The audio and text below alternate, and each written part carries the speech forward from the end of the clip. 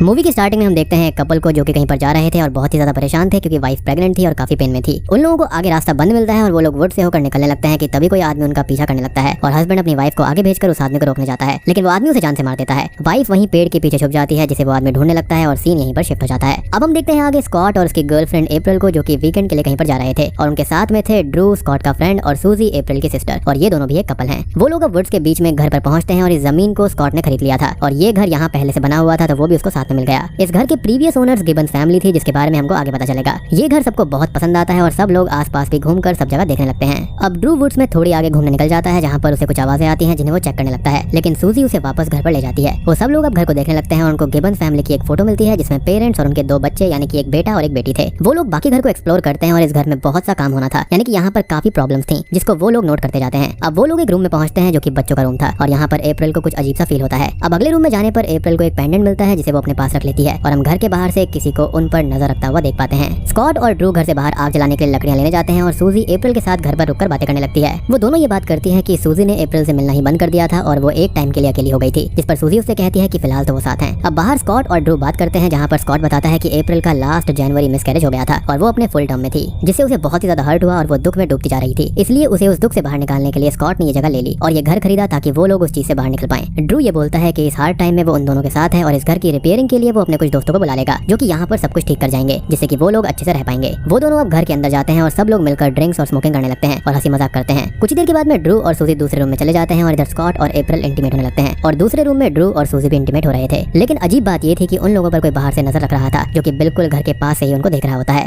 अब अगले सीन में स्कॉट अप्रैल से बात करता है जहाँ पर वो उससे ये पूछता है कि फिलहाल वो कैसी है, जिस पर वो ये कहती है कि अब वो ठीक है और उसने खुद को काफी वक्त तक दुख में रख लिया है, लेकिन अब वो अपने दुख से बाहर आएगी और उसे ये घर बहुत अच्छा लग रहा है और वो फील कर पा रही है कि इधर उसके दुख खत्म हो जाएंगे। और इस लाइन को आप ध्यान रखना क्योंकि एंड में इसका काफी सिग्निफिकेंस है। अब रात को सब लोग सो रहे होते हैं कि तभी रूम के अंदर कोई आता है और अप्रैल ने जो पेंडेंट उठाया था वो उसे लेकर चला जाता है और तभी हम एक फ्लैशबैक देखते हैं जिसके अंदर मिसेस गिबन्स की डेड बॉडी पड़ी हुई थी और ये पेंडेंट उनका था जिसे कोई ले लेता है। अब अगली सुबह अप्रैल को एक बुरा सपना आता है जहाँ पर वो अपनी प्रेगनेंसी के टाइम पर खुद ही अपना पेट फाड़कर अपने बच्चे को मार देती है और डर कर उसकी नींद खुल जाती है। अब तभी उनके घर पर बग्स और हैंक आते हैं जो कि ड्रू के दोस्त हैं जो कि इस घर की रिपेयरिंग का काम करने आए थे और स्कॉट उनसे घर के बारे में डिस्कशन करने लगता है कि कहाँ पर क्या काम होना है। स्कॉट अब ड्रू, हैंक और बग्स के साथ बाहर जाता है आसपास की जमीन और पास का ही एक वेयर हाउस उनको दिखाता है जहाँ पर रिपेयरिंग का काम होना था। हैंक पूछता है कि ये घर उसने कैसे खरीदा, तो वो बताता है कि उसने इस घर को ऑनलाइन देख कर ही खरीदा था और ये पिछले 15 साल से खाली था। हैंक ये बोलता है कि ये तो काफी अजीब बात है कि स्कॉट ने सिर्फ ऑनलाइन देखकर घर खरीद लिया, जिस पर वो बोलता है कि उसको काफी अच्छी डील मिल गई थी और यहाँ के रिसेंट ओनर्स घर के बारे में बताना चाहते थे लेकिन उन्होंने दोबारा कॉन्टेक्ट नहीं किया और ये ओनर्स मेरे ख्याल से शायद वही लोग हैं जिनको हमने मूवी की स्टार्टिंग में देखा था और शायद से वो लोग मारे जा चुके हैं। खैर वो आगे बोलता है कि असल में ये एक मर्डर हाउस है जिसके बारे में अप्रैल को पता नहीं है और उसे पता चलना भी नहीं चाहिए। यहाँ पर रहने वाली फैमिली का किसी ने मर्डर कर दिया था और बहुत बुरे तरीके से और उनके ट्विन बच्चे बेटा और बेटी कहीं पर भाग गए थे और फिर किसी को भी नहीं मिले।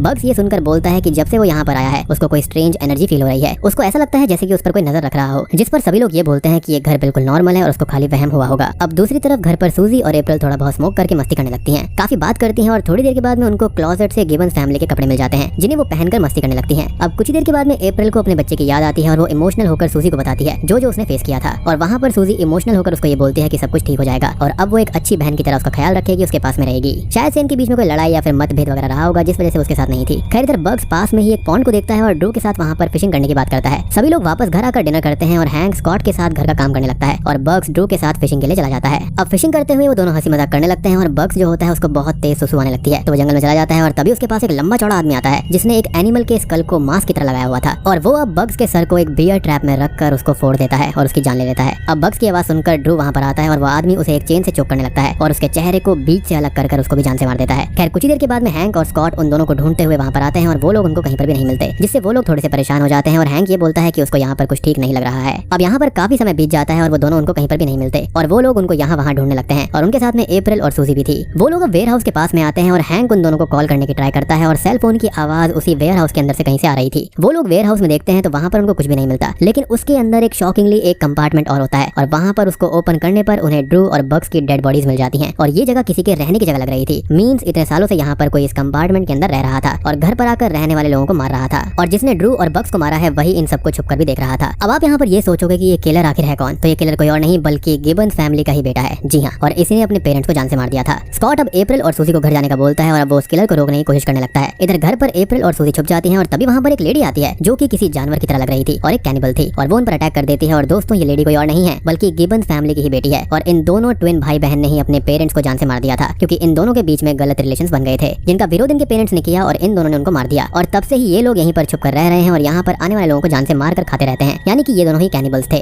यानी कि इनके बीच के जो रिश्ते थे इसको इंसेस्ट कहा जाता है। अब भाई आखिरी बार हुआ क्या था कि मैंने गलती से गॉथिक को बोल दिया था कि इस टाइप के रिलेशंस को गॉथिक कहा जाता है। अब हुआ ये था कि एक कमेंट आया था काफी टाइम पहले इस टाइप की एक मूवी के ऊपर, और उस कमेंट के ऊपर ढेर सारे लाइक्स थे और लोगों ने भी हाँ वाह कर रखा था। तो मुझे लगा शायद से वही होता होगा, but anyway sorry for that thing, अब से ऐसा नहीं होगा। और यहाँ पर इंसेस्ट उस चीज को कहा जाता है जो फैमिली के जो बंदे होते हैं ना, उनके बीच में गलत रिलेशन बन जाते हैं। तो यहाँ पर बिल्कुल वही था, यानी कि ब्रदर एंड सिस्टर के बीच में गलत रिलेशन था। ये दोनों शायद से कैनिबल भी थे और इसी वजह से इनके जो पेरेंट्स थे ना, उन्होंने यहाँ पर विरोध किया होगा और इन्होंने उनको ही मार दिया और शायद से उनको खा भी लिया होगा। अब वो लेडी यानी कि गिबन्स फैमिली की जो बेटी होती है वो सूजी और अप्रैल पर अटैक करती है और सूजी को जान से मार देती है और अप्रैल पर अटैक करने बढ़ती ही है। लेकिन शॉकिंगली हम ये देखते हैं कि वो लेडी प्रेग्नेंट भी थी, जिसको अप्रैल धक्का दे देती है, जिससे उसका वाटर ब्रोक हो जाता है और वो बच्चे को जन्म देने लगती है। अप्रैल को उसे देखकर तरस आ जाता है और वो उसकी हेल्प करने लगती है डिलीवरी करने में। अब इधर वो किलर यानी कि इस प्रेग्नेंट लेडी का जो भाई था वो स्कॉट के सर में ड्रिल कर उसको जान से मार देता है और घर की ओर चल देता है। इधर वो लेडी एक बच्चे को जन्म देती है और अप्रैल को उस बच्चे को देखकर अपने बच्चे और मिस कैरेज की याद आ जाती है। अब आपको याद होगा कि मैंने यहाँ पर आपसे एक बात कही थी कि अप्रैल ने इस घर में आने के बाद ये कहा था कि उसका ऐसा फील हो रहा है जैसे उसकी सारी इच्छा पूरी होने वाली है। तो वो करती ये है कि वो उस लेडी को शॉकिंगली मिरर ग्लास से स्टैब करके जान से मार देती है और उस बच्चे को ले लेती है। जी हाँ, यानी कि वो इस हद तक पागल हो गई थी और उसका दुख कम नहीं हुआ था बल्कि वो दब गया था, जो कि अब बाहर आ चुका है। अब तभी वहाँ पर वो किलर भी आ जाता है जो कि अप्रैल की ओर बढ़ता है, लेकिन तभी पीछे से हैंक आकर उसको स्टैब कर देता है, जिससे वो किलर नीचे गिर जाता है। अप्रैल हैंक से ये बोलती है कि ये बच्चा उसका है और वो इस बच्चे को पालेगी और यहाँ पर हम समझ पाते हैं कि वो पागल हो गई है, यानी कि उस बच्चे के लिए वो पूरी तरह पागल थी। और हैंक उसे अपने साथ चलने का बोलता है लेकिन वो मना कर देती है। वो अब वहाँ से चला जाता है हेल्प लेने के लिए, लेकिन आगे रास्ता बंद था। और तभी हम कार के पास में उसी किलर ब्रदर को देखते हैं जो कि हैंक को भी जान से मार डालता है। और यहाँ पर एक चीज और होगी कि उस किलर ने अप्रैल को नहीं मारा होगा क्योंकि वो उसके बच्चे को ही पाल रही है और वो पागल भी हो गई है जिसका ये किलर इस्तेमाल कर सकता है। और मेरे ख्याल से अब शायद से वो उसके साथ ही मीटिंग वगैरह करेगा, क्योंकि अप्रैल ने तो क्लियरली बोल दिया है कि अब वो यहाँ से नहीं जाएगी और उस बच्चे को पालेगी। अब भाई बच्चे की माँ मर चुकी है तो टेक्निकली वही उसकी माँ हो गई और ये जो ब्रदर है वो उसका पति है। या फिर यहाँ पर ये हो सकता है कि वो वापस आकर अप्रैल को जान से मार देगा, क्योंकि उसने टेक्निकली उसकी लवर को मार दिया है और उसके बच्चे को ले लिया है, तो हो सकता है कि वो उसको जान से मार दे। एनीवेज अब मूवी का आखिरी सीन यही है कि वो हैंक को भी जान से मार देता है, जो कि समहाउ पहले बच गया था। और